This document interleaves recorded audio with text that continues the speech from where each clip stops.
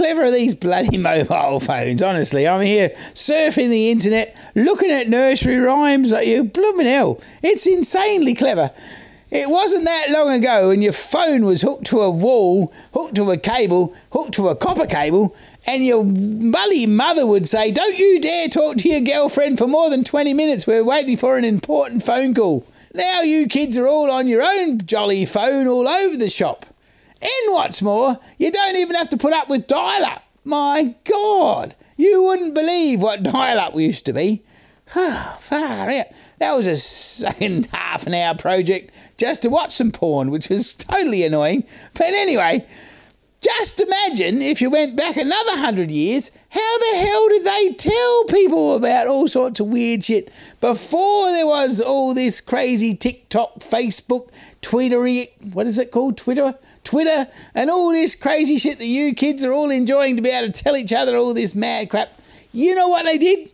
They made up some nursery rhymes so they could remember to tell each other what was really going on. Because in the world, in the bloody 1300s, half the people couldn't, well, probably more than half the people couldn't read, and they sure as hell didn't have a mobile phone. So how were they going to communicate? They were going to tell each other some secrets that the establishment didn't want them to know. So here we go. We're going to go down this bloody rabbit hole and find out what really happened when you were telling a nursery rhyme.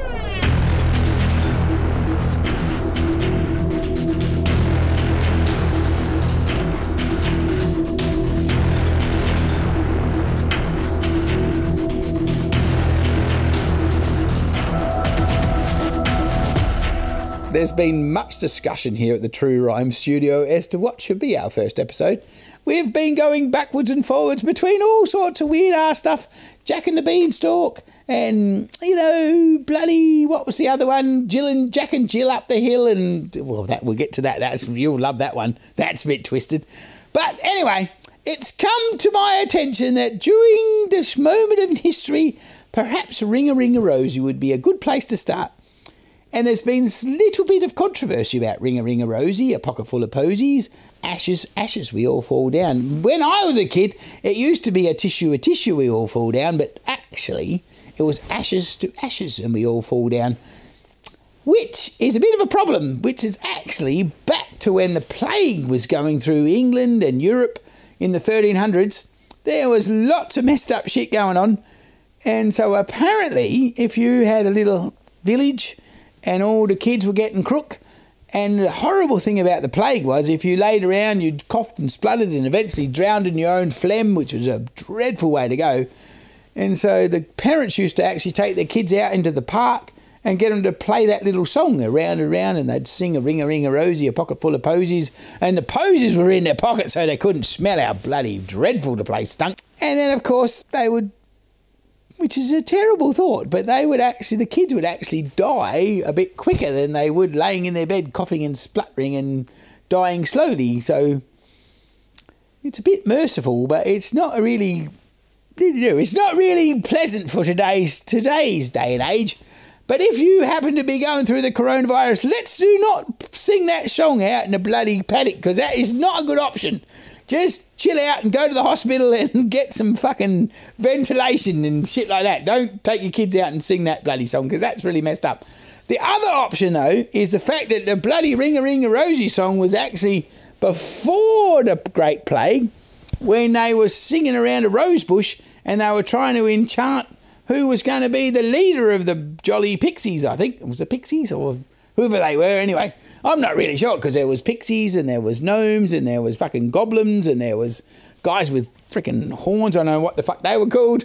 Anyway, there was all sort of cool shit out there in the bloody, what the hell, that's Mystic World and pre-England, before the bloody church turned up and killed all them cool people. Anyway, there's probably a few of them pixies hiding under a cupboard somewhere. And what was that? Tinkerbell. I think Tinkerbell, she was a fairy, which was kind of cool. But anyway, that's a whole nother deal. But interesting when you research nursery rhymes, how bloody insane this history is.